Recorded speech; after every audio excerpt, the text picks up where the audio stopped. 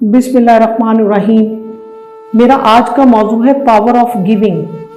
किसी को कोई चीज़ देना।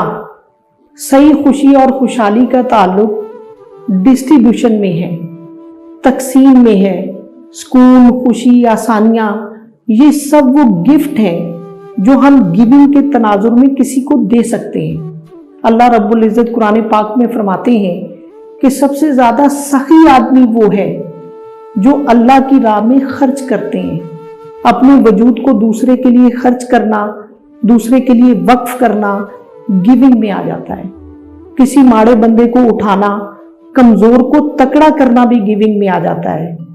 और मेरा एक दोस्त है, वो मेरे पास आया कि मेरे बड़े भाई का स्कूल है और मैं बेरोजगार हूँ। उसने सारी गली में राशन तकसीम किया है, लेकिन उसने मुझे नहीं दिया।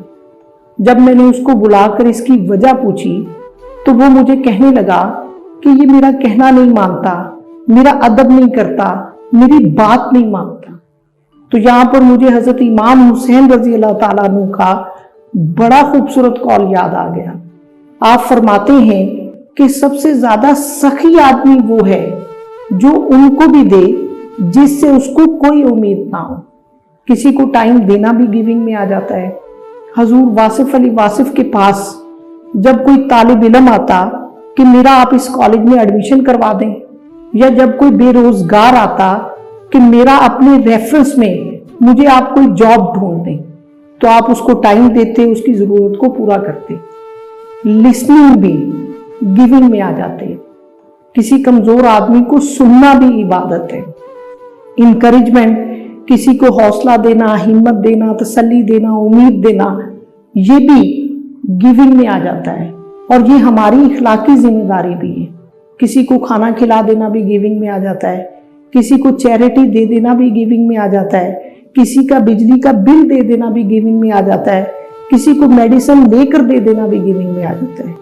और डिस्ट्रेस, किसी कोई ऐसा बंदा है जो ज़हनी तनाव का शिकार है, वो आपको अपना गम सुनाता है, आप उसको रिलीफ देते हैं, उसको जिंदगी के धारे में वापस लेकर आते हैं, ये भी गिविंग में आ जाता है।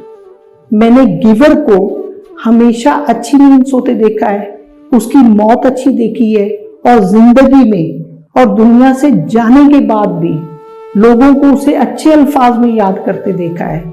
इशफाक अहमद साहब फरमाते हैं कि दिलों में वही जिंदा रहेगा जो खैर बांटेगा और आसानियां तकसीम करेगा।